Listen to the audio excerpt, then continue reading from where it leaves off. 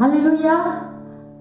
Puji Tuhan, selamat sore Bapak Ibu yang dikasihi Tuhan. Dimanapun kita saat ini berada, kami percaya kita semua ada di dalam kebaikan dan kemurahan Tuhan. Sore hari ini kita akan mempersiapkan hati kita. Kita bawa yang terbaik kepada Bapa kita, Tuhan Yesus Kristus, Allah kita yang benar, Tuhan kita yang benar. Mari kita siapkan hati kita. Kita sembah Dia, kita puji Dia.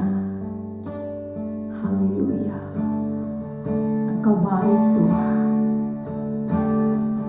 Engkau sangat mengasihi kami.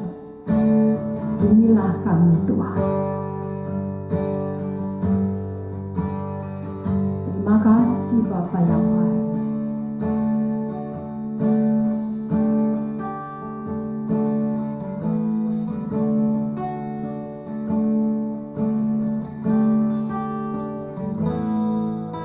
Engkau Bapa yang mengasihiku,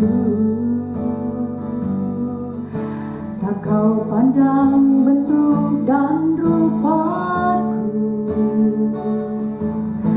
Engkau mengasihiku dengan sepenuh hati, tak pernah sama seperti dunia ini.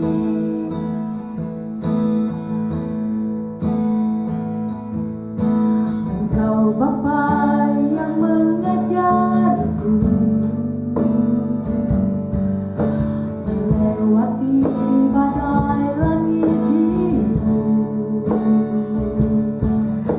Kau yang buatku terbang bagaikan raja wali, mengatasi segala pencobaan. Kau Bapakku yang baik, mengerti bahasa tetesan air mata, tak kau biarkan ku berjalan sendirian, sebab kau Bapakku yang baik. Engkau sungguh baik. Dia adalah Bapa kita yang baik. Dia sungguh baik di dalam hidup kita. Mari kita angkat pujian ini. Engkau Bapa yang mengasihiku, haleluya. Tak kau pandang bentuk dan rupaku. Engkau mengasihiku dengan sepenuh hati, tak pernah sama seperti dunia ini.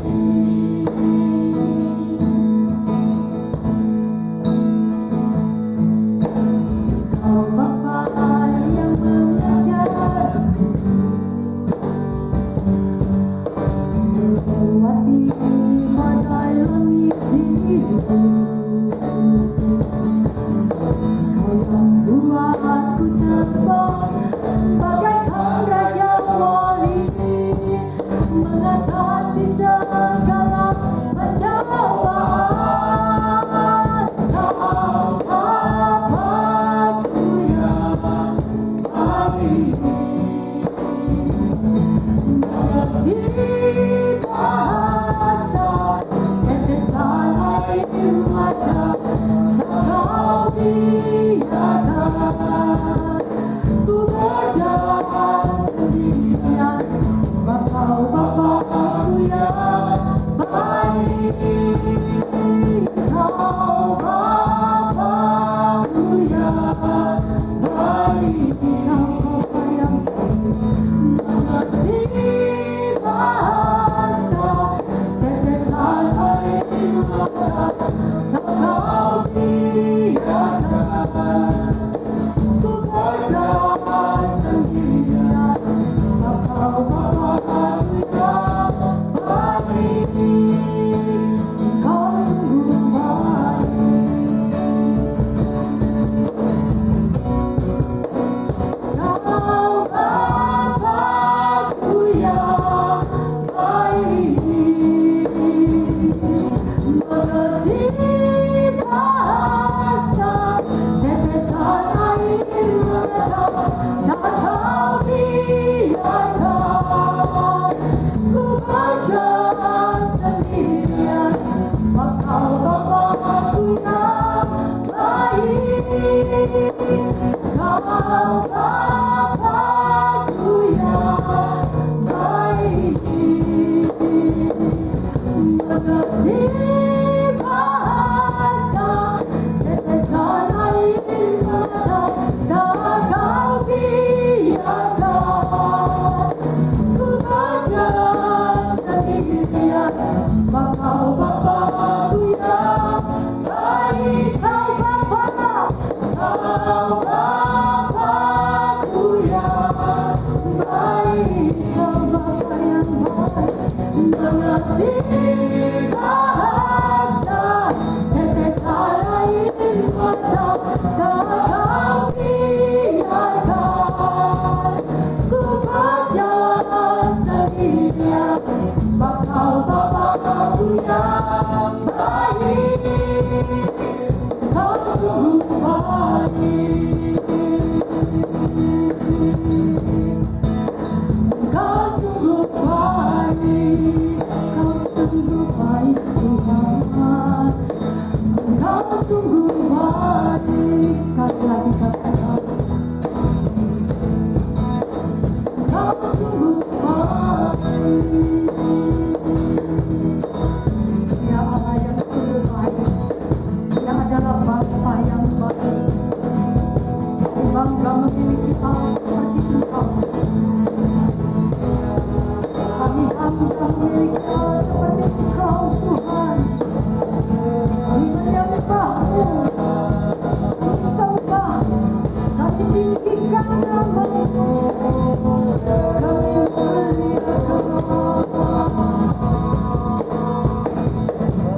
kami muliakan kami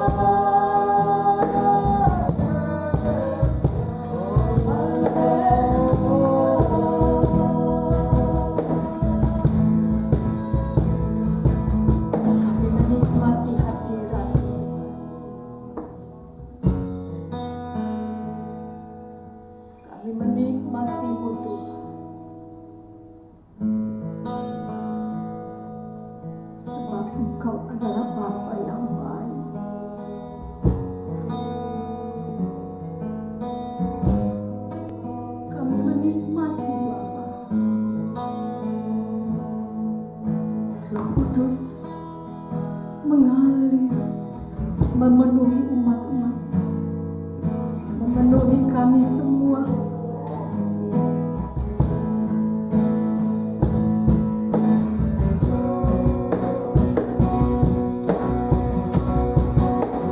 Kau Bapa-Ku yang baik,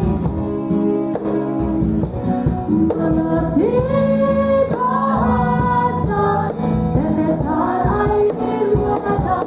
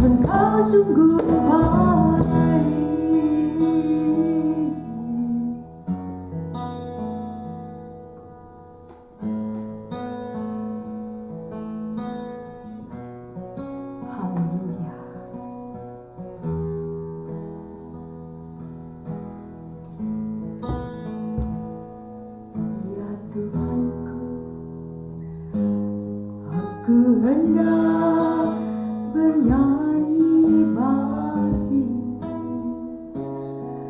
selama ku hidup, ya Allahku.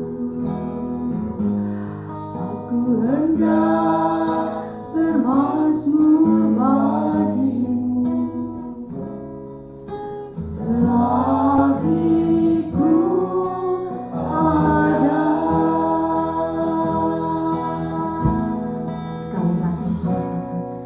Tuhanku. Aku hendak bernyanyi bagimu selama ku hidup,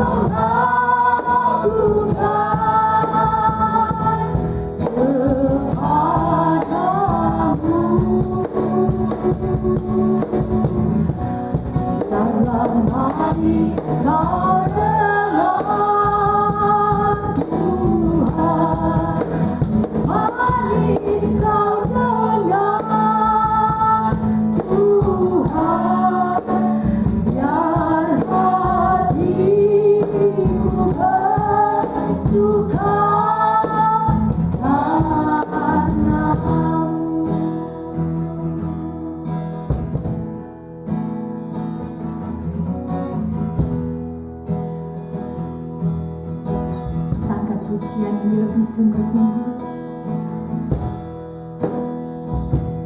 Ya Tuhanku,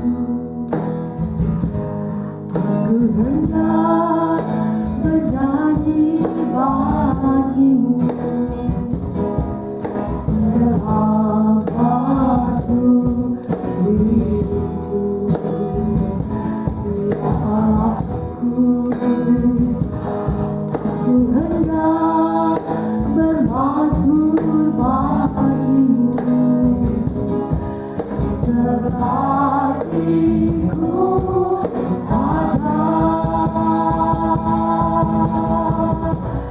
Inilah yang ku lakukan setiap waktu.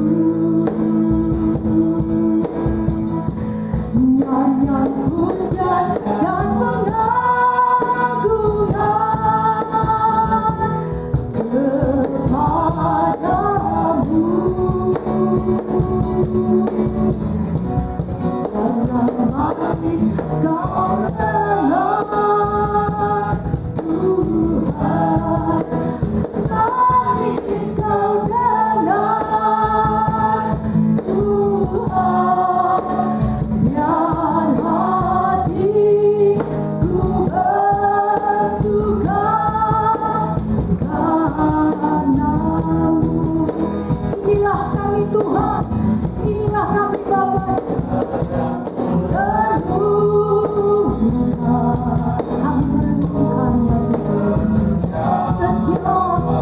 Setiap waktu hanya pujian dan pengagungan kepadamu. Haleluya. Dalam hati kau dengar, Tuhan, mari kau dengar, Tuhan. Biar hatiku bersuka karenamu. Inilah kami Tuhan, haleluya. Inilah yang ku lakukan, amin, haleluya, setiap waktu. Nyanyian pujian dan pengagungan kepadamu.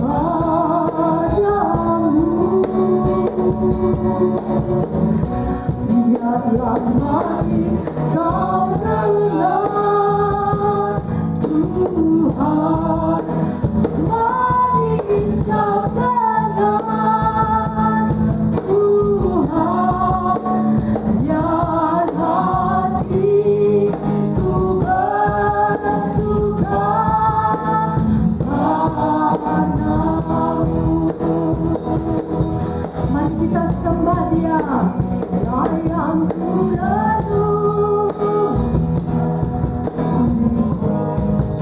setiap waktu.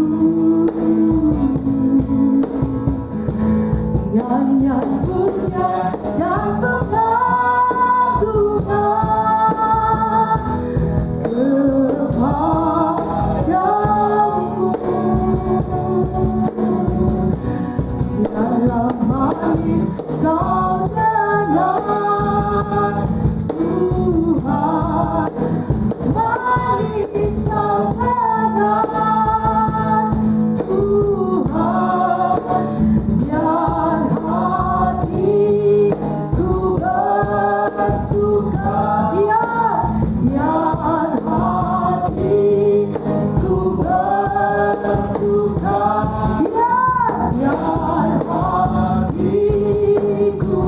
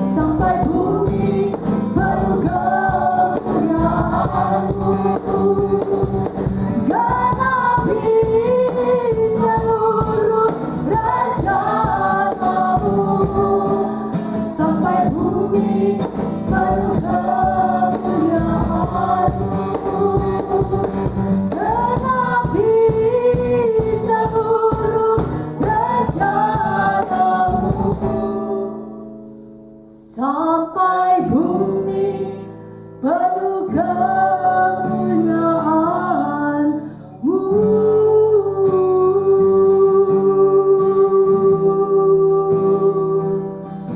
Haleluya. Terima kasih Tuhan.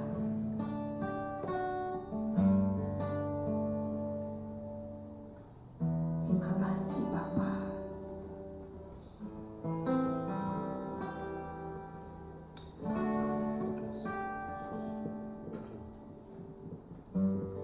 Haleluya. Bapa, kami bersyukur pada sore hari ini kami bersama-sama menghadap hadirat-Mu yang kudus. Engkau Bapa yang baik, Engkau Bapa yang sangat baik buat kami. Engkau hadir di dalam hidup kami untuk menyatakan kebaikan-Mu, kasih-Mu, kuasa-Mu, dan semua yang terbaik yang Kau sediakan buat setiap manusia yang mau menerimanya. Terima kasih Tuhan Yesus, tidak ada yang seperti Engkau. Roh Kudus, Engkau urapi kami semua pada sore hari ini, karena Engkau punya tujuan dan rencana yang sempurna terhadap setiap kami. Dimanapun umat-Mu berada, Engkau nyatakan kuasa-Mu lewat Roh-Mu yang kudus, sehingga kami semua diubahkan, dipulihkan, dan dibawa kepada kehendak-Mu, yaitu masuk di dalam kerajaan-Mu yang sempurna untuk memerintah bersama dengan Tuhan. Terima kasih Bapa, terpuji nama-Mu di dalam nama Tuhan Yesus Kristus, nama di atas segala nama. Kami siap terima berkat Tuhan. Mari kita semua yang di rumah berkata bersama-sama, amin.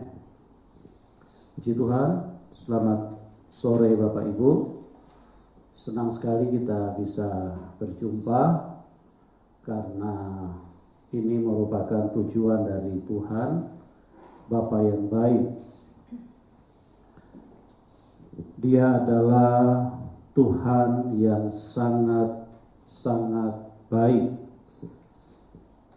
Semua kebaikan yang ada di dalam manusia itu berasal dari Tuhan. Di dunia ini ada bermiliard-miliard manusia, sangat banyak. Semua kebaikan yang ada di dalam manusia itu tidak dihasilkan, tidak hadir karena manusia itu sendiri, tapi itu datangnya dari Tuhan. Saya ulangi sekali lagi, bermiliard-miliard manusia yang ada di tengah-tengah dunia punya nilai-nilai kebaikan. Salah satunya mengurus anak-anaknya, memberi makan anak-anaknya. Itu tidak hadir dengan sendirinya. Itu karena pemberian Tuhan. Itu semua karena Tuhan yang turunkan, karuniakan di dalam hidup manusia, sehingga manusia bisa tahu berbuat baik. Nah, renungkan baik-baik di dalam hidup kita. Kalau manusia saja bermiliard-miliard, sekarang ini mungkin ada kurang lebih 7 miliar menurut data kependudukan. Kira-kira kalau di dalam Tuhan kebaikannya itu seperti apa? Seperti apa besarnya kebaikan yang ada di dalam Tuhan? Kalau kita tidak mengerti ini, itulah sebabnya kita salah di dalam melangkah. Kita terus mencari hal-hal yang berasal dari dunia. Kita tidak mencari Tuhan.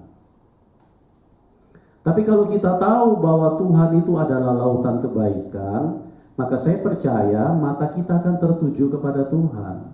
Pikiran kita akan tertuju kepada Tuhan.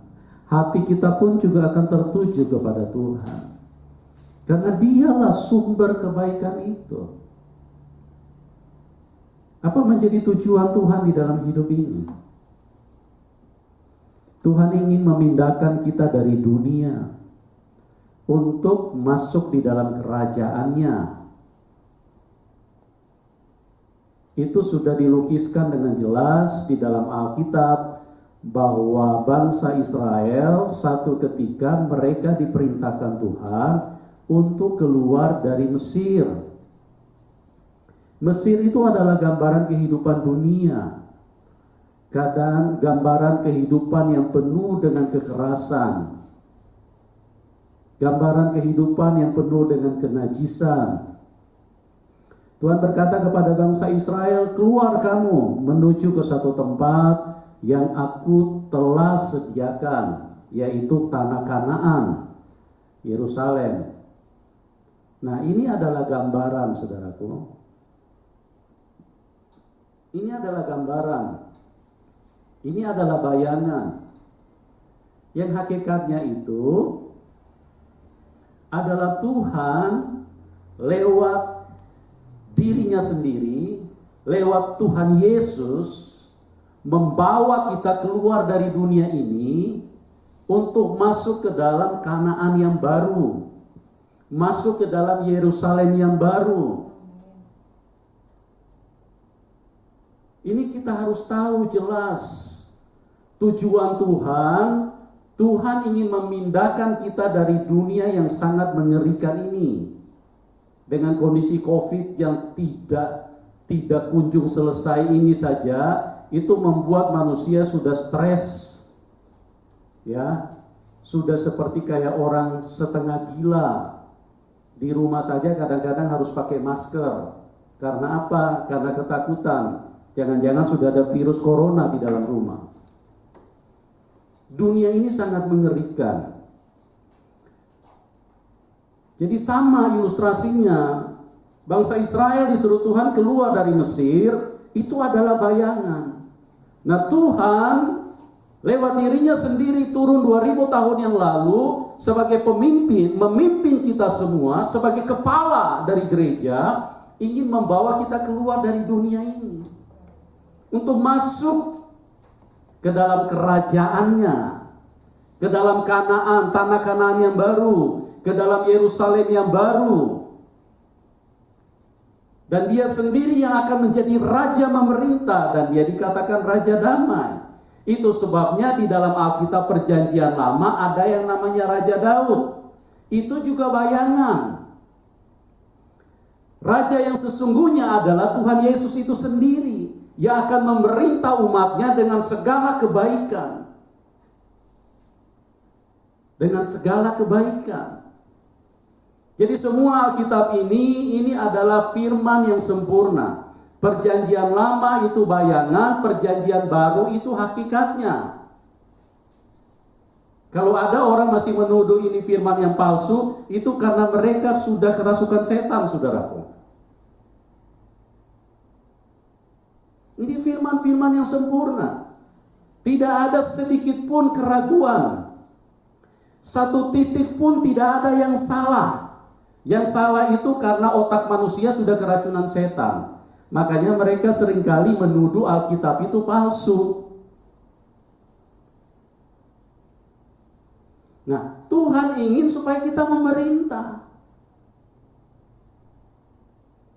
Jadi kita masuk dalam kerajaan surga itu dengan satu tujuan, dengan satu konsep kehidupan yang berasal dari Tuhan sendiri. Untuk apa? Untuk memerintah. Saya ulangi sekali lagi, untuk apa? Untuk memerintah. Oke? Jelas ya? Kita masuk di dalam pemerintahan Jokowi saja senang. Masuk dalam pemerintahan dunia saja senang. Apalagi dekat dengan orang nomor 1, senangnya luar biasa. Di surga itu tidak ada orang nomor 1. Yang nomor 1 itu Bapa kita. Tuhan telah mengangkat kita menjadi anaknya. Itu satu kehormatan, satu pemberian, satu anugerah, satu kasih karunia yang dikaruniakan buat setiap orang. Siapapun dia yang mau menerima karya penebusan Tuhan di atas kayu salib. Kita memerintah. Kita bukan dekat dengan orang nomor satu yang kalau di dunia ini berjaraknya luar biasa. Di surga itu yang nomor satu itu Bapa kita. Itu memang kita pewaris dari kerajaan surga. Nah, Anda bisa bayangkan saja kalau kita dekat dengan orang nomor satu di suatu negara, betapa luar biasa senangnya hidup kita. Apalagi kalau Anda memerintah bersama dengan Bapamu di surga. Apalagi kalau kita memerintah bersama dengan Bapa kita di surga. Pernahkah kita berpikir bahwa kita akan pulang ke surga dan memerintah bersama dengan Dia? Makanya saya tidak mengerti kalau banyak orang Kristen yang takut meninggalkan dunia ini. Itu karena apa? Karena hidupnya tidak diperbaharui. Hidupnya belum diperbaharui. Kalau manusia yang baru, kalau kita menyatakan bahwa Allah itu adalah Bapa kita, masa ada anak tidak rindu ketemu bapaknya? Hei Bung, ayo dong. Masa kita tidak rindu ketemu dengan Bapa kita? Bukankah kita kalau selalu berdoa, Bapa kami yang ada di dalam surga? Nah, Bapa kita ada di dalam surga. Masa ente tidak rindu ketemu dengan Bapa? Masa ada anak tidak rindu ketemu dengan ayahnya? Masa ada anak tidak rindu ketemu dengan papinya? Kan aneh. Kalau orang Kristen selalu seringkali takut sekali meninggalkan dunia ini. Mereka merasa begitu nyaman hidup di dalam dunia. Bahkan kalau bisa hidup 1000 tahun. Sungguh, itu pikiran yang lama, itu pikiran duniawi. Makanya siapa yang ada di dalam Kristus, dia adalah ciptaan baru. Kita harus mengenakan pikiran Kristus. Supaya apa? Supaya pikiran kebenaran itu masuk di dalam pikiran kita. Pemahaman pengertian kita tentang Tuhan itu menjadi bertumbuh secara sempurna. Kita diubahkan menjadi segambar dengan Tuhan.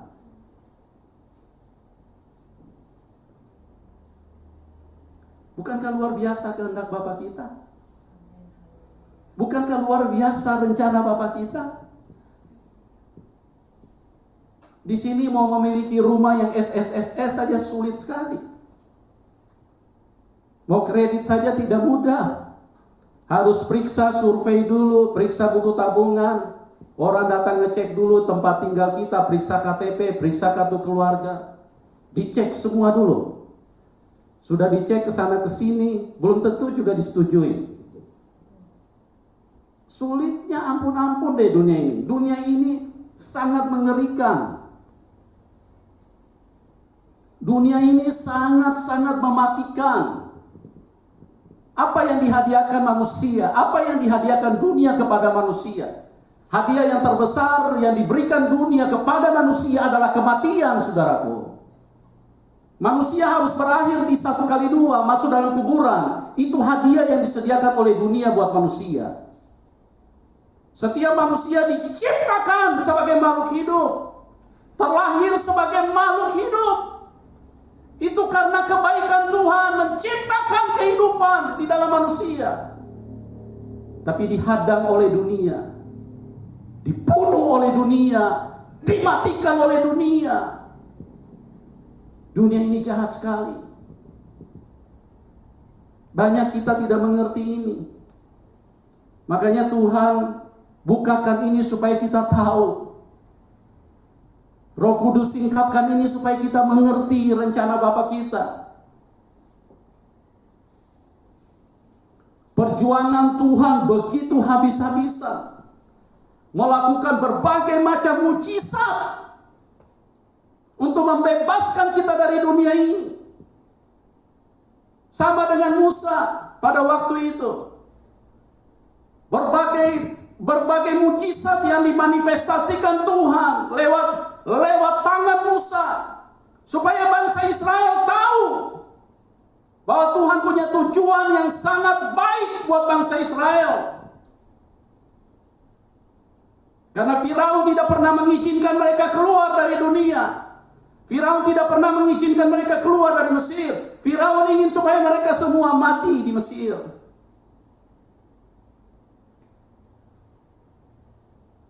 Tuhan ingin kita memerintah bersama dengan Dia. Oh, luar biasa saudaraku. Luar biasa. Beberapa tahun yang lalu saya sempat lihat satu acara televisi perkawinan dari putra mahkota kerajaan Inggris. Diliput hampir berapa ratus juta yang nonton satu kali tayang pada waktu itu. Karena apa? Karena kemegahannya begitu luar biasa. Itu baru di dunia. Baru Inggris, satu negara, sebagian kecil dari negara. Yang semua juga harta kekayaannya dari Tuhan kok. Karena mereka memiliki kekuasaan, dipercayakan Tuhan menjabat kekuasaan, mereka sudah menjadi sorotan dunia. Pada waktu anak mereka pesta menikah, wah luar biasa. Anda bisa bayangkan nanti kalau kita memerintah bersama dengan Bapak kita. Ini tidak pernah dipikirkan orang Kristen ini. Tidak pernah ada di dalam pikiran kita. Makanya kerinduan kita sangat kurang untuk ketemu Bapa kita. Kita terlalu rindu berlama-lama di dalam dunia ini. Bahkan ada begitu banyak gereja yang selalu menginginkan hidup 120 tahun. Entah apa yang mereka cari di dalam dunia ini. Umur 90 tahun saja mau ke kamar mandi saja sudah mesti minta bantuan cicit itu. Gak gampang umur 90 tahun masuk kamar mandi. Mau 120 tahun lagi. Saya nggak ngerti ngetak apa ada di dalam pikiran mereka. Tidak pernah rindu pulang ketemu Bapaknya di surga. Saudaraku, mari. Siapa yang ada di dalam Kristus, dia adalah ciptaan baru. Pikirannya harus baru. Pikirannya harus sama. Pikiran Kristus harus masuk di dalam hidupnya. Supaya dia tahu bahwa dia punya Bapa yang baik. Dia punya Tuhan yang baik. Bapa punya rancangan yang baik, kita akan memerintah bersama dengan Dia.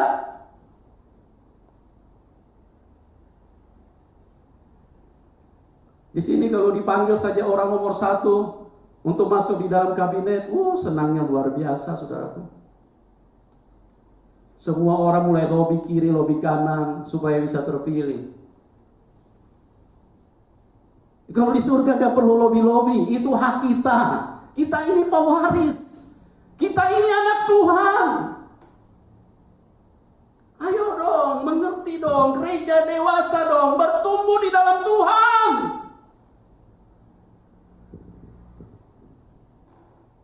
Tuhan datang ke dalam dunia untuk mengambil kita, merebut kita dari tangan setan, melepaskan kita dari tangan setan. Untuk dikasih kehormatan masuk pemerintah bersama dengan Dia. Oh luar biasa saudaraku. Tidak lama lagi. Sebentar lagi kita tunggu tanggal mainnya. Itu akan segera terjadi. Dan kita akan memerintah bersama dengan Dia. Dia adalah Bapa kita. Kita akan masuk di dalam kerajaan yang luar biasa baiknya itu.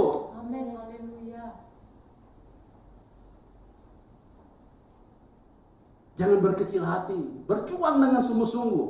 Di dalam dunia semua serba tidak pasti. Jangankan orang lain, diri kita sendiri pun tidak pasti. Tidak pasti. Kita sendiri saja bisa berubah terus. Yang tidak berubah itu hanya Bapa kita.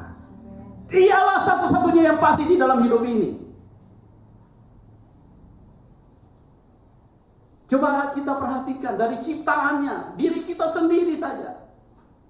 Semua ciptaan Tuhan sempurna, semua pasti.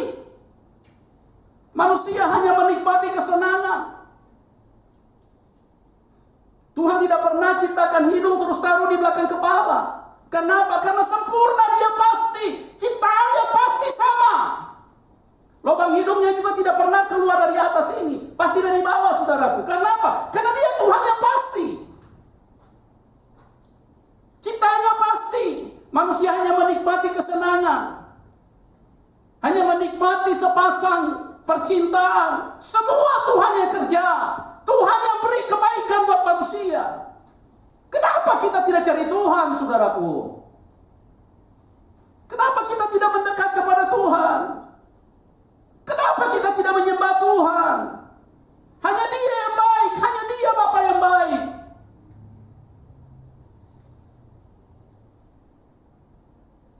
Saudaraku, di tengah dunia belakangan ini manusia begitu tertekan dengan COVID. Gak usah dipikirin COVID, pikirinlah Bapamu.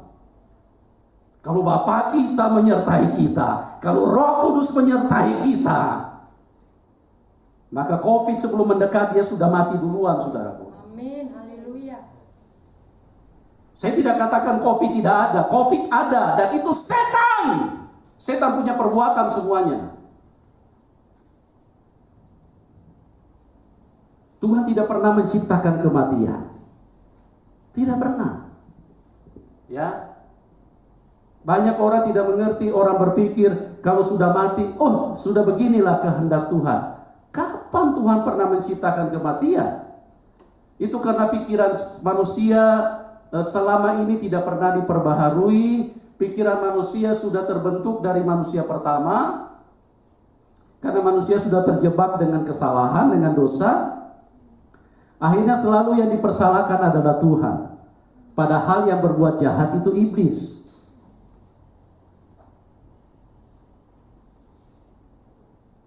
Tuhan tidak pernah. Coba kita lihat ayatnya. Ya. Kita buka Yohanes 10 ayat 10 dulu.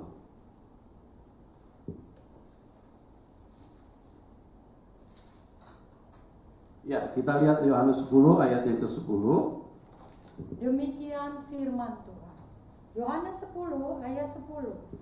Pencuri datang hanya untuk mencuri dan membunuh dan membinasakan. Aku datang supaya mereka mempunyai hidup dan mempunyainya dalam segala kelimpahan. Ya. Jadi ada dua kekuasaan di dalam dunia ini, ada dua kekuatan. Seperti yang saya selalu bilang, dalam hidup ini hanya dua. Kalau tidak bersama Tuhan, berarti manusia bersama setan. Mau alasan apapun, itu hanya mencari pembenaran. Ya. Kalau manusia tidak bersama Tuhan yang benar, berarti dia bersama setan. Cuma karena pikirannya sudah keracunan setan, makanya dia tidak mengerti itu. Dia menganggap dia bersama Tuhan, padahal itu setan. Ya. Kita lihat di sini Yohanes 10 ayat 10, pencuri datang hanya untuk mencuri, membunuh dan membinasakan. Tapi aku datang supaya kamu mempunyai hidup dan mempunyai di dalam segala kelimpahan. Dua kekuatan, dua kekuasaan. Tidak ada tiga. Ya. Manusia ini yang menjadi target. Kalau pribadi yang berkuasa, Tuhan yang baik, targetnya adalah untuk membahagiakan manusia. Jelas ya? Kalau setan, pribadi yang jahat, targetnya adalah untuk menyengsarakan, menyiksa, membunuh, menyiksa manusia. Ini harus jelas dulu. Supaya pikiran kita ini di-upgrade dulu. Jangan kita ini nggak ngerti terus. Kalau kita ke rumah duka, tolong dengar baik-baik umat Tuhan. Itu begitu jahatnya setan. Begitu mengerikannya setan. Semua manusia dibunuh sama setan waktu mereka terlahir. Diciptakan sebagai makhluk hidup oleh Tuhan. Tuhan tidak pernah menciptakan kematian. Dia menciptakan kehidupan.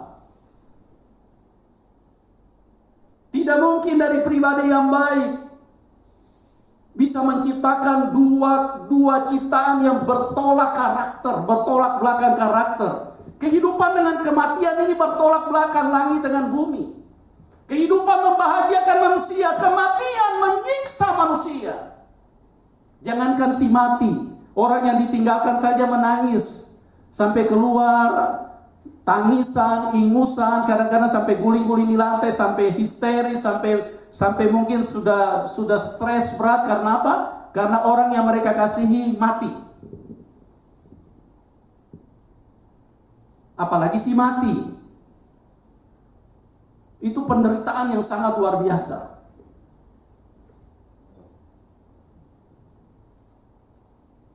Nah, menciptakan kehidupan. Iblis menciptakan kematian, memproduksi kematian. Oke, supaya kita yakin, kita buka Kejadian pasal yang kedua, ayat 15 sampai dengan 17. Kejadian 2 ayat 15 sampai 17. Iya, Kejadian 2 ayat 15 sampai 17. Demikian firman Tuhan. Tuhan Allah mengambil manusia itu dan menempatkannya dalam Taman Eden. Iya, sebentar. Untuk apa ditempatkan di Taman Eden? Ya, untuk membahagiakan manusia. Manusia supaya senang hidupnya. Ditaruhlah manusia di Taman Eden. Kenapa manusia diciptakan pada hari ke-6? Karena Tuhan terlalu sayang kepada manusia. Kenapa manusia tidak diciptakan di hari yang kedua? Kan manusia bisa ikut bantu Tuhan bekerja. Kenapa manusia diciptakan pada hari ke-6? Karena yang diciptakan hari ke-6 itu anak raja, anak Tuhan. Makanya diciptakan pada hari terakhir. Hari ke-7 itu berkat. Saking senangnya Tuhan sudah ada, diciptakan anaknya, diciptakan manusia menurut rupa dan gambar Tuhan itu sendiri. Makanya hari ke-7 Tuhan pesta, memberkati. Kalau bahasa orang dari kutub, supaya manusia diciptakan hari ke-6, supaya mereka tinggal ongkang-ongkang kaki. Ya, tinggal goyang-goyang kaki sambil mata merem-melek gitu. Ya, untuk senang-senang manusia itu diciptakan pada hari ke-6. Dan tidak ada satu kitab pun yang bisa menceritakan itu kecuali firman Tuhan. Kenapa manusia diciptakan pada hari ke-6? Inilah kesempurnaan daripada firman itu sendiri. Manusia diciptakan segambar dengan Tuhan. Tuhan terlalu ingin membuat manusia itu bahagia. Makanya dihadirkan pada hari ke-6.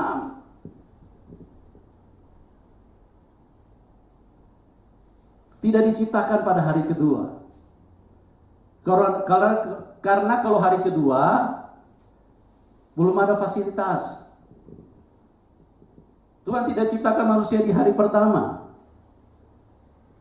Padahal sebetulnya kalau Tuhan ciptakan di hari pertama kan lebih baik. Bisa bantu-bantu Tuhan kan? Bisa bantu-bantu Tuhan. Untuk kerja apakah bisa bantu Tuhan supaya Tuhan tidak terlalu berat di dalam proses penciptaan. Kenapa harus di hari ke-6? Luar biasa Tuhan punya rancangan untuk hidupmu. Makanya jangan kemana-mana teman-teman. Dekat terus sama Tuhan. Tempel terus sama Tuhan. Karena Tuhan punya rancangan yang sempurna. Hari ke-6 itu terus menjadi target. Kenapa? Karena pada saat hari ke-6, pada saat putra-putra kerajaan, putra-putra mahkota, pada saat anak-anaknya sudah pulang ke surga, maka akan ada pesta 1000 tahun. Itu tujuan Tuhan di dalam hidup ini. Pesta karena senangnya Tuhan. Anak-anak yang dikasihinya, yang akan mewarisi semua tahta kerajaannya, yang akan memerintah. Makanya Tuhan pesta. Tuhan pesta. Oh, luar biasa Tuhan. Saya kalau renungkan ini, makanya saya kalau sudah memuji, kalau sudah nyanyi pujian, saya kadang-kadang mulut saya sudah tidak bisa nyanyi lagi. Cuman air mata yang keluar. Karena saya terlalu kagum sama Tuhan. Sama Bapa yang sangat baik itu saya tidak punya kata-kata yang cukup untuk memuji dan memuliakan Tuhan. Gak punya. Saya hanya punya tetesan air mata. Saya hanya ingin katakan dari bahasa tetesan air mata. Saya terlalu bangga, saya terlalu kagum. Saya terlalu berterima kasih, terlalu bersyukur. Karena Dia telah memilihku. Dia telah menyelamatkan hidupku. Dia begitu sayang kepadaku. Dan Dia menunggu di dalam kerajaannya. Anda pun ditunggu. Bukan hanya saya, saudaraku. Anda pun ditunggu. Amin, haleluya. Anda ditunggu di dalam kerajaannya. Bukan untuk online di sana, enggak. Di surga sudah tidak ada online. Kita memerintah bersama Tuhan. Bukan untuk buka warung kita pulang ke surga. Bukan untuk jadi PNS kita di dalam surga. Kita memerintah bersama dengan Dia.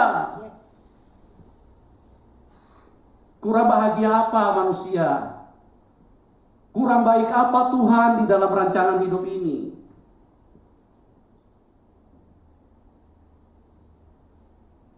Makanya saya terus berjuang. Karena Tuhan begitu baik. Saya terus berjuang supaya berita Injil bisa sampai ke seluruh dunia.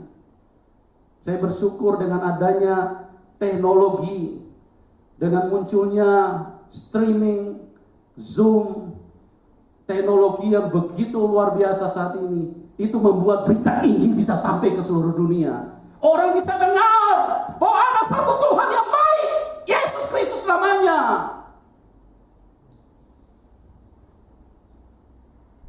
Dialah Tuhan yang mengasihi kita. Dialah Tuhan yang menciptakan semua manusia. Dialah yang menciptakan semua dunia ini. Kita lihat di dalam Kejadian 2 tadi, ayat 15 sampai 17. Tuhan Allah mengambil manusia itu dan menempatkannya dalam Taman Eden untuk mengusahakan dan memelihara taman itu. Ayat 16, lalu Tuhan Allah memberi perintah ini kepada manusia. Semua pohon dalam taman ini boleh kau makan buahnya. Perhatikan baik-baik, sebentar. Perhatikan baik-baik. Semua pohon, semua buah pohon dalam taman ini boleh kamu makan. Apa artinya saudaraku? Kebahagiaan yang begitu luar biasa. Semua boleh dinikmati. Makan semua. Puas-puaskan hidupmu. Memang tujuanku, tujuan Tuhan itu untuk membahagiakan manusia. Makan semuanya. Ingat, di Taman Eden tidak ada kasir. Kasir itu konsepnya setan, saudaraku. Kasir, uang, itu konsepnya setan. Makanya di dalam 1 Timotius 6 dikatakan cinta uang itu adalah akar dari segala kejahatan. Cuma kita tidak punya waktu untuk bahas di sini. Nanti kita bahas di kondisi tertentu. Saya akan bahas, itu konsepnya setan. Pasar itu konsepnya setan. Tuhan tidak pernah menghadirkan yang namanya konsep uang jual beli. Karena Tuhan berkata semua boleh makan. Itu gratis. Karena apa? Karena Tuhan baik. Dia baik. Dia memberi supaya manusia senang. Tidak perlu uang. Tidak perlu kartu kredit. Di Taman Eden tidak perlu. Tidak perlu kartu debit. Tidak perlu pecahan kertas, pecahan logam. Tidak perlu. Semua boleh kamu makan, kata Tuhan. Cuma Tuhan mengingatkan, yang satu itu, yang ono, yang sana, jangan kamu makan. Karena apa? Karena itu produk setan, saudaraku. Cuma manusia tidak taat. Manusia tidak taat. Coba kita terus ayatnya ini dulu supaya kita ngerti ya. Semua pohon dalam taman ini boleh kau makan buahnya dengan bebas. Ya, boleh kau makan buahnya dengan bebas. Tetapi pohon pengetahuan tentang yang baik dan yang jahat itu janganlah kau makan buahnya, sebab pada hari engkau memakannya pastilah engkau mati. Ya, saya tidak ceritakan terlalu luas dulu. Saya hanya fokus dengan kematian. Ya, supaya kita mengerti bahwa Tuhan tidak pernah menciptakan kematian. Tuhan dari awal, sebelum kematian ada, kematian itu produk setan. Sebelum kematian menyentuh hidup manusia, Tuhan sudah mencegah. Tuhan sudah memberi perintah. Tuhan yang adalah kebenaran, berbicara, suaranya adalah firman, firman adalah kebenaran. Tidak ada dusta sedikit pun dari mulut Tuhan. Kalau ada yang namanya dusta-dusta itu bukan Tuhan, itu setan, ya. Jadi mulut Tuhan ini mulut kebenaran. Dia berkata, jangan kamu makan pohon pengetahuan baik dan jahat. Karena kalau kamu makan, kamu akan mati. Sudah dicegah duluan. Sudah dilarang Tuhan. Tuhan tidak inginkan manusia mati. Tuhan ingin menahan manusia supaya jangan sampai manusia mati. Tapi manusia tidak taat. Manusia tidak taat. manusia memilih makan. Terbukti enggak? Manusia mati. Karena apa? Karena manusia melanggar, tidak taat, tidak menghargai, tidak mengasihi perintah Tuhan. Tuhan begitu sayang kepada manusia, dia berusaha untuk cegah, jangan makan, nanti kalau kamu makan, kamu mati. Tapi apa yang mereka lakukan? Mereka makan. Coba lihat, begitu banyak manusia sekarang. Sudah dipasang iklan, merokok membunuhmu. Mana manusia mau taat? Manusia pikir urusan belakangan. Manusia kenapa? Karena dikuasai setan. Semua yang baik mereka terobos. Sampai sudah dipasang lagi gambar di sini kanker tenggorokan, sudah dipasang di situ depan. Merokok begini loh jadinya. Tetap aja nggak didengar. Itulah manusia. Karena apa? Karena dari Taman Eden manusia sudah dikuasai kegelapan, sudah dikuasai setan, saudara. Sulit sekali kan berurusan dengan manusia ini. Tuhan yang baik berkorban luar biasa. Manusia yang tidak menghargai pengorbanan Tuhan, sungguh menyedihkan hidupnya. Apalagi berusaha so jago, so hebat, tanpa penebusan dosa, gua bisa masuk surga. Memang surga siapa yang buat? Memang bapakmu yang buat surga. Dengan apa kita mau ke surga? Mau naik pesawat? Mau naik roket? Tidak ada manusia yang bisa sampai ke surga kecuali melalui Tuhan Yesus Kristus. Akulah jalan kebenaran dan hidup. Tidak ada seorang pun yang bisa sampai kepada Bapa kecuali melalui aku. Tuhan tidak pernah menciptakan kematian.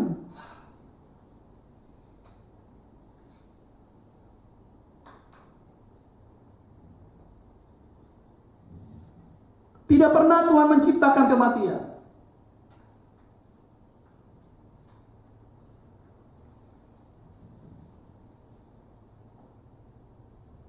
Dia menciptakan kehidupan.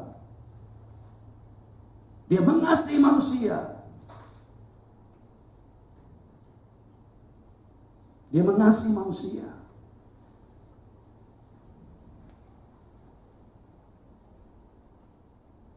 Dia mencegah manusia dari kematian.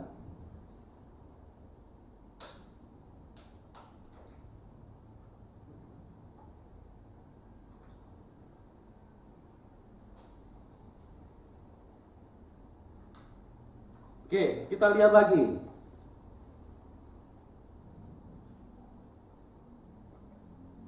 Kita lihat lagi satu ayat.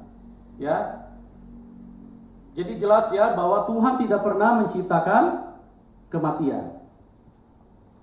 Kita lihat satu ayat dulu. Yohanes 8 ayat 3 sampai dengan 10.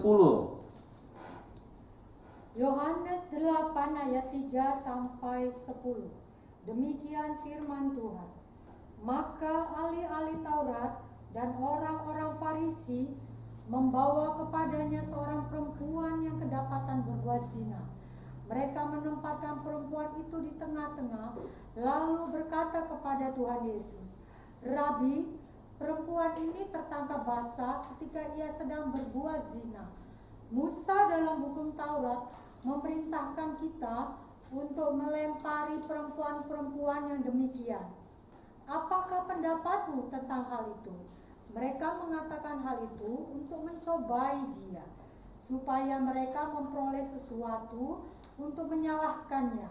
Tetapi Tuhan Yesus membungkuk lalu menulis dengan jarinya di tanah.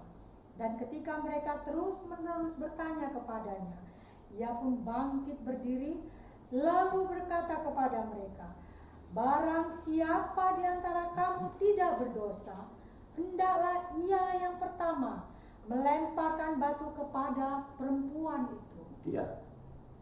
Terus Ayat 8.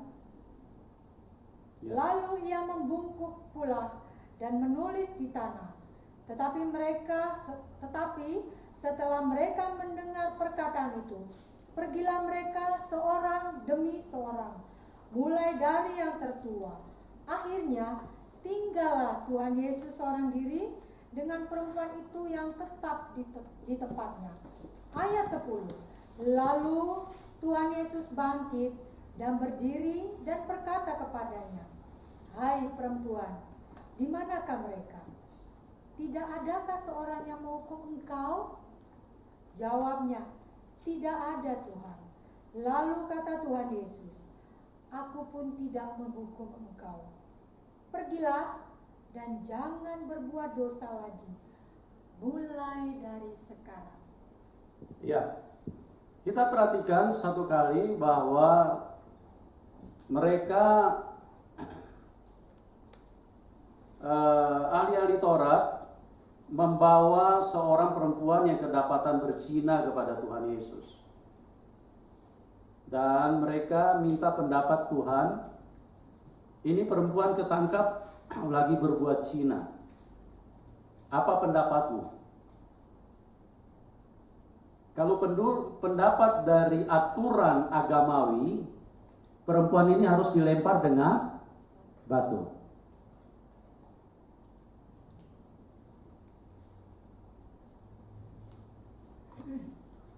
Perempuan ini harus dilempar dengan batu. Apa kata Tuhan? Barang siapa yang tidak pernah berbuat dosa, biarlah dia yang melempar.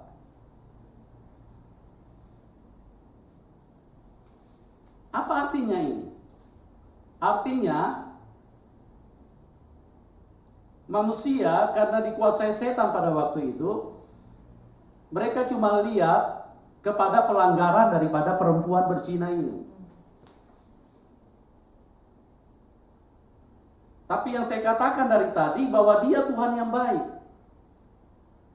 Dia menciptakan kehidupan. Dia tidak ingin seorang pun binasa. Dia tidak ingin seorang pun mati. Jadi pada waktu ahli-ahli Taurat membawa perempuan yang berzina itu kepada Tuhan Yesus, dan mereka berkata, ini perempuan harus dilempar dengan batu karena dia berbuat zina. Apa kata Tuhan? Yang tidak pernah berbuat dosa, biarlah dia yang paling pertama yang melempar. Adakah di antara manusia yang tidak pernah berbuat dosa? Tidak ada. Artinya apa? Artinya Tuhan mau perempuan ini selamat. Tuhan mau perempuan ini hidup. Tuhan mau perempuan ini bahagia. Tuhan tidak ingin menghukum dia, apalagi mati. Tuhan tidak mau. Makanya Tuhan Yesus datang untuk menyelamatkan orang berdosa. Tuhan Yesus datang untuk menggantikan kita supaya dia yang mati, bukan kita yang mati. Jadi tidak pernah Tuhan menciptakan kematian. Kematian itu produk setan, saudaraku.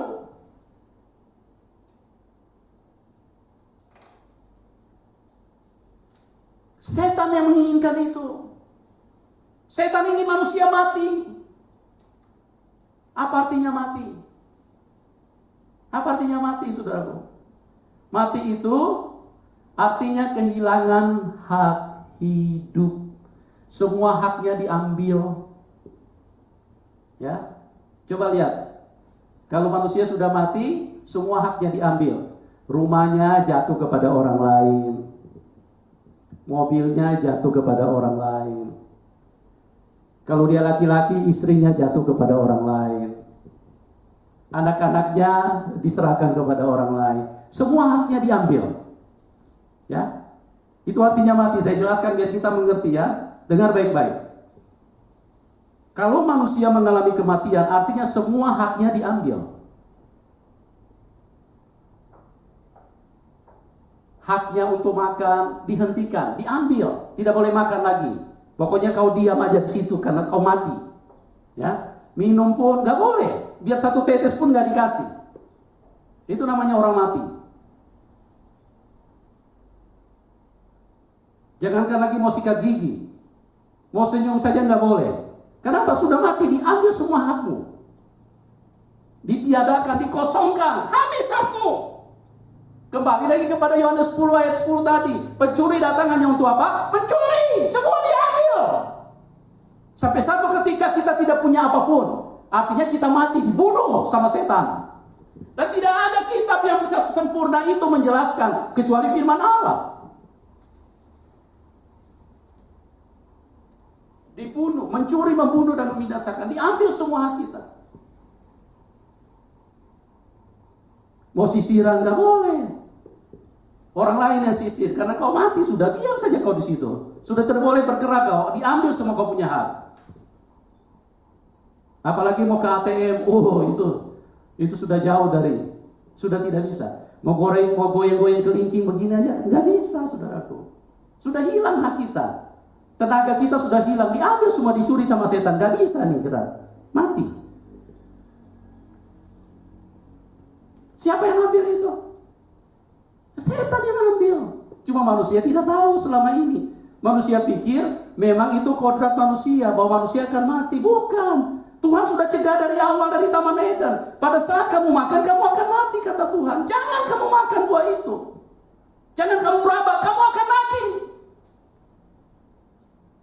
Sekarang pemerintah terus berjuang, mengatakan, jangan narkoba. Tapi apa didengar? Enggak. Kenapa? Karena manusia dikuasai setan, saudaraku. Jadi berbagai kejahatan dari bermacam-macam sudut manusia dimasukin sama setan. Sehingga apa? Sehingga satu ketika manusia akan mati. Apa artinya mati? Diambil semua haknya, diambil. Karena semua haknya diambil, maka manusia akan dibuang seperti sampah, masuk ke dalam tanah. Kenapa? Karena kalau tidak ditanam bisa merugikan orang lain. Jangankan merugikan orang banyak, keluarganya pun jadi korban kalau dia dibiarkan untuk tetap di dalam rumah. Kalau manusia sudah mati, nggak bisa. Ini adalah rancangan setan. Makanya Tuhan Yesus, Tuhan itu firman yang sempurna. Pada mulanya adalah firman, firman bersama dengan Allah, dan firman adalah Allah. Yohanes mengatakan dengan jelas, pencuri datang untuk mencuri, membunuh, dan membinasakan. Semua dia ambil, kesehatanmu dia ambil, semua hakmu diambil sama setan. Karena engkau makan buahnya, produk setan itu. Pengetahuan baik dan pengetahuan jahat. Kenapa pengetahuan baik dan jahat? Karena sebelum dia jadi setan, dia adalah malaikat. Makanya dia pernah menguasai yang baik, tapi dia juga jahat. Dia beralih ke yang jahat. Makanya dia untuk merancang sesuatu, untuk membuat manusia jadi jahat, yang pertama dia hadirkan dulu seolah-olah baik, tapi isinya semua kejahatan. Itulah pengetahuan baik dan jahat. Kembali lagi firman Tuhan ini. Ada yang bisa bantah ini firman Tuhan? Ini sempurna, bos. Tidak ada yang bisa bantah firman Tuhan.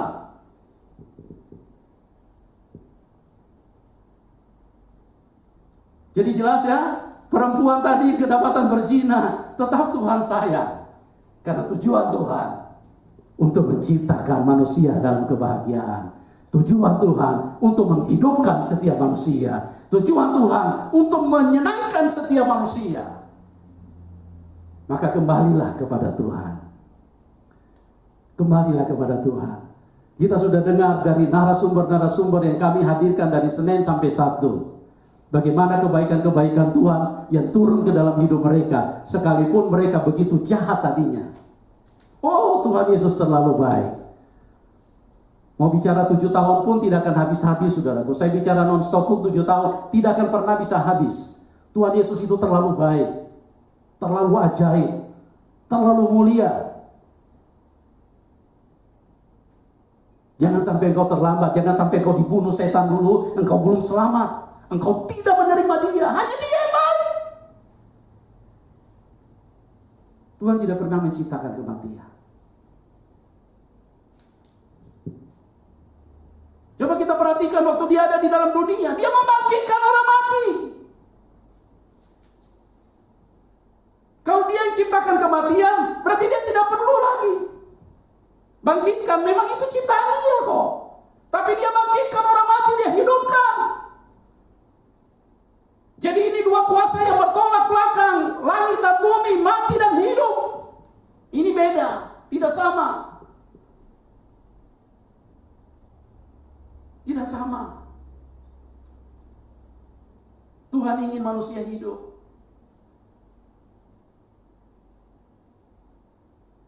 Perjuangan Tuhan supaya manusia hidup.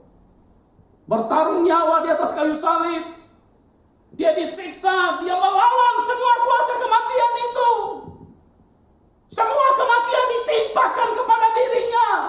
Supaya apa? Supaya saudara dan saya bebas. Tidak perlu mati.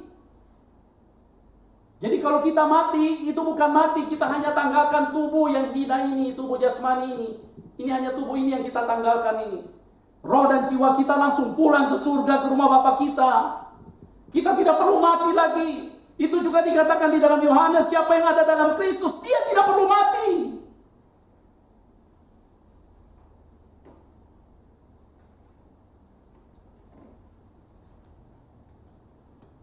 Saudara, masih terlalu banyak rahasia yang saya ingin bagikan kepada Anda.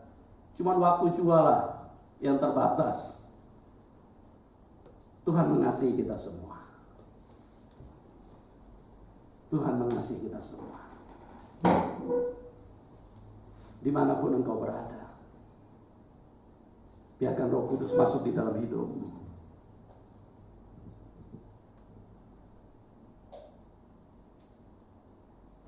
Mari kita hampiri Tuhan. Katakan pujian dan syukurku.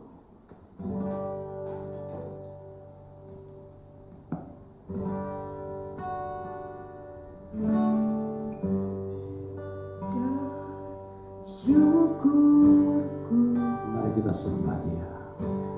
Ku bawa padamu dengan rendah hati, ku persembahkan.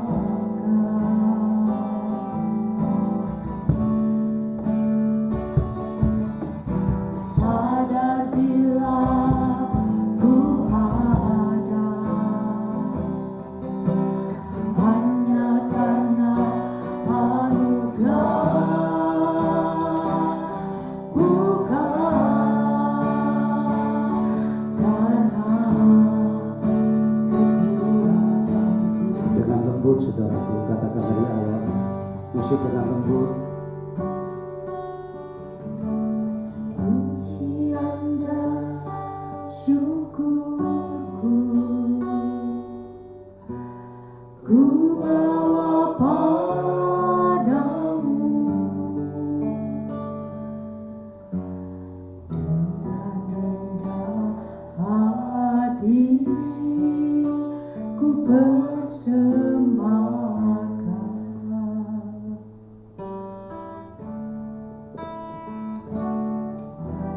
Sadar bila ku ada hanya karena anugerah, bukan karena kekuatanku. Katakan sekali lagi pujian dan syukurku. Pujian dan syukurku ku bawa padamu dengan rendah hati, ku persembahkan.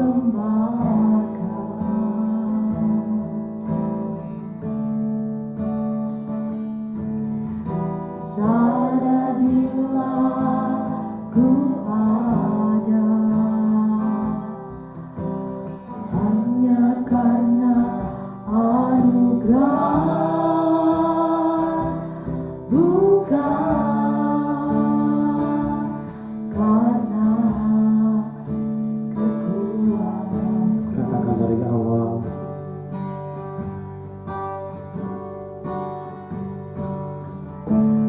Pujian dan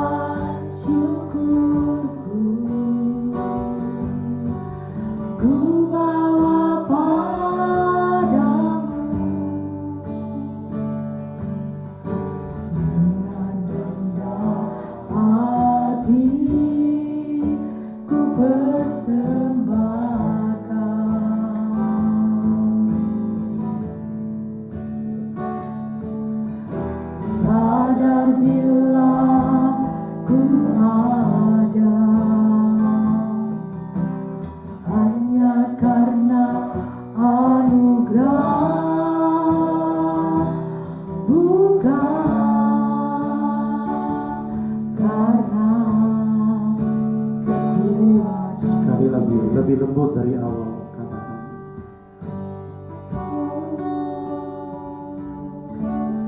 Pujian dan syukurku ku bawa padamu, dengan rendah hati ku persembahkan.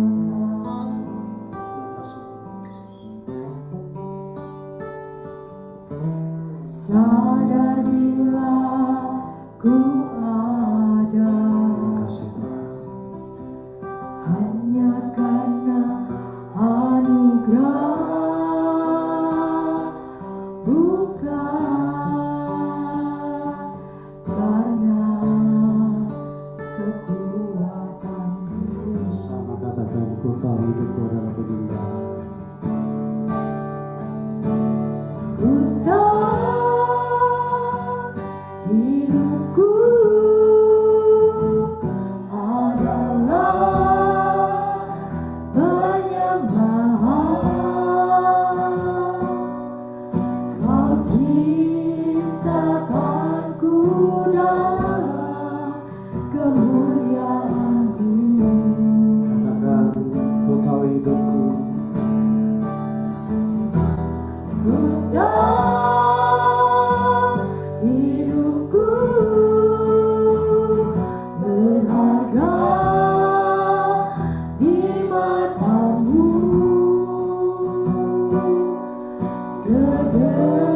Segenap hidupku persembahkan.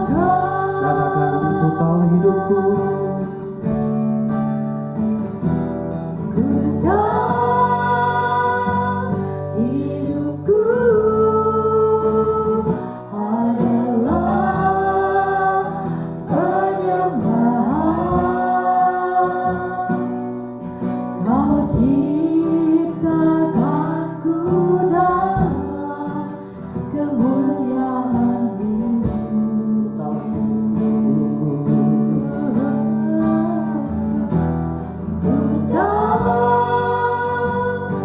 hidupku berharga di mata-Mu. Segenap hidupku persembahkan. Sekali lagi katakan, ku tahu hidupku. Mari kita semua sembah Dia. Ku tahu hidupku adalah penyembahan.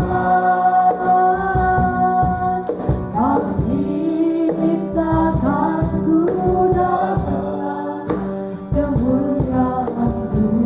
Ku tahu hidupku.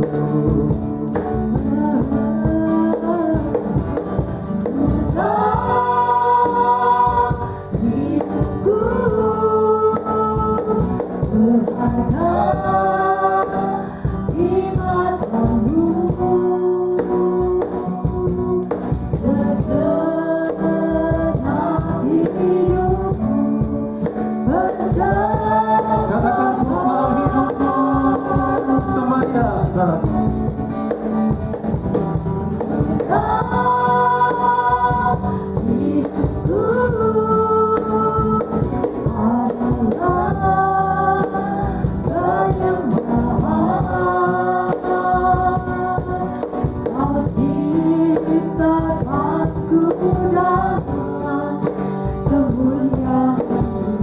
Katakan, ku tahu hidupku berharga.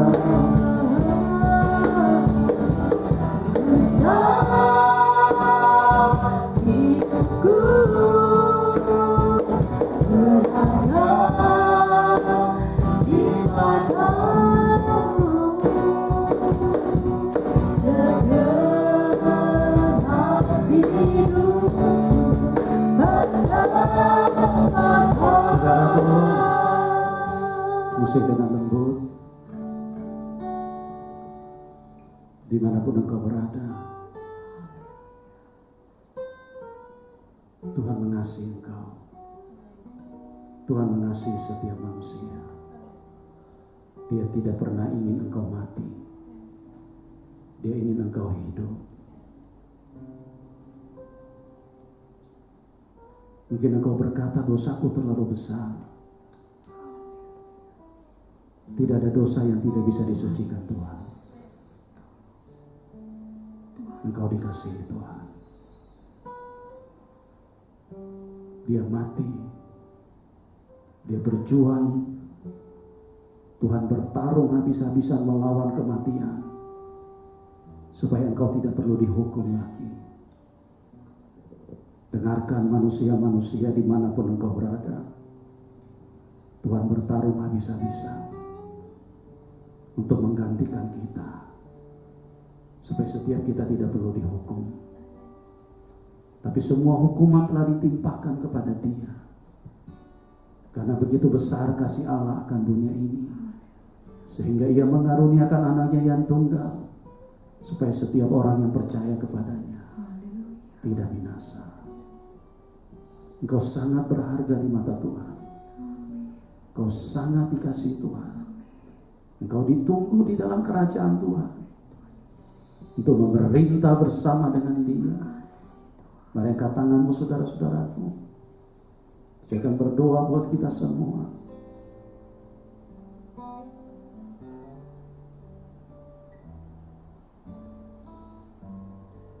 Ya Allah, Tuhan mengasihi. Percayalah. Mungkin engkau tidak menyebutkan persoalan apa yang terjadi di dalam hidupmu. Angkat saja tanganmu, Tuhan tahu kok. Mungkin engkau sakit di bagian apa saja, angkat tanganmu saudaraku. Mungkin engkau tidak punya jalan keluar, engkau sudah putus asa, angkat tanganmu. Engkau punya persoalan rumah tangga, engkau punya persoalan suami, engkau punya persoalan anak, engkau punya persoalan apapun, engkau punya persoalan pekerjaan, engkau punya persoalan dengan bosmu, engkau punya persoalan dengan teman, engkau punya persoalan dengan apapun, angkat tanganmu. Tuhan tahu, saudaraku.